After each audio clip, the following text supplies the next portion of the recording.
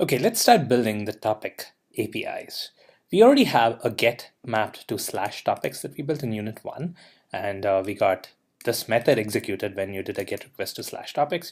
And what this method does is just creates a new list and sends it back. So you're creating pretty much a new list for every request.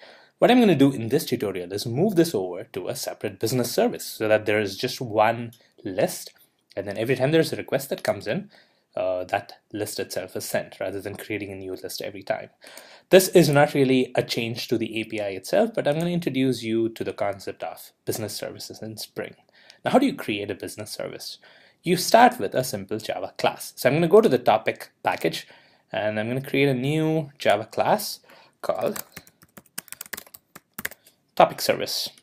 And now I want this to be a business service. Now, what do I mean by a business service? In Spring, business services are typically singletons. When the application starts up, Spring creates an instance of this service, and then it keeps that in its memory, right? It registers that instance. And you can have other classes and other services or other controllers which depend on this, right? It declares a dependency and says, hey, Spring, I need that service. And then Spring knows that this is an instance that it's created and it's going to inject it to those different classes. Now, how do I declare that this is a business service? How do I tell Spring that this needs to be a business service? I do that by using an annotation called @service. So this @service is what's called a stereotype annotation. So if I import this, you can see it's arg Spring Framework stereotype.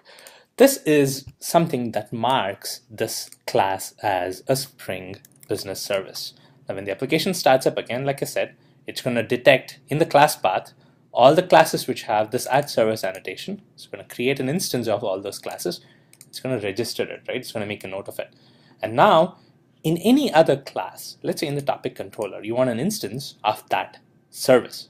It's not going to create a new instance every time. Like I said, it's a singleton. It needs the instance that Spring created. How do you ask Spring for that? You ask for it by first creating a private member variable. Private topic service, right? So I have this private variable, and now I need to tell Spring to inject it. Because remember, who is initializing this topic controller class? You've written this class here, right? You've marked it as a REST controller. Now, who's saying new topic controller? You're not doing that. It's actually Spring which is doing it. So when Spring creates an instance of this class, it's also going to look at all the member variables and see if any of them has a dependency to topic service, and then it's going to inject that. Now, how do you declare the dependency? You declare the dependency by another annotation, which is called @autowired. Now, @autowired is again a Spring annotation, which marks this as something that needs dependency injection. Now, what's going to happen is these are the two classes in the class path, right? Spring is going to look at this and say, okay, this is a service, creates a new instance and registers it. And now it says, okay, this is a REST controller, creates a new instance. And when it creates an instance, it sees there is an auto-wired annotation to the topic service. It looks at its registry and sees that there is an instance of topic service that was already created. Well, it's created from this. It's going to take that instance and inject it to this. So when you write your methods in your controller, you can rest assured that there is an instance of topic service that's available for you. All right. Now, what I'm going to do is move this over to the topic service. I'm going to have a member variable here.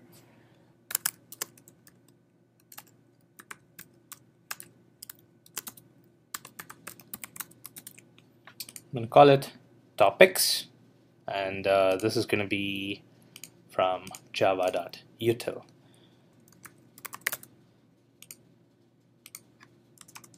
So I have a static initialization block which initializes the topics to be this list.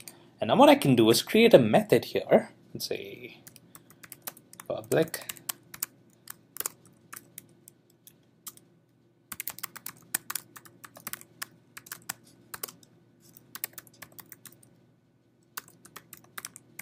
which just returns this list of topics. So you have one copy of this topics list and you're not creating a new one every time. But now in my topic controller, I can call that method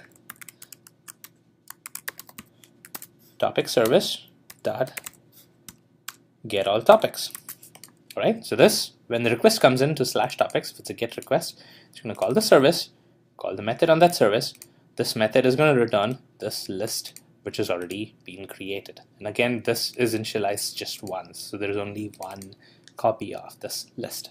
All right, so let's run this and make sure everything still works fine. So if I were to access localhost 8080/topics, I'm going to get all the topics like I should. But now what's happened is it's moved over to a service. This is important because we're going to be making changes to this list, and we're going to be adding topics, removing topics, so it's handy to have it as a separate list.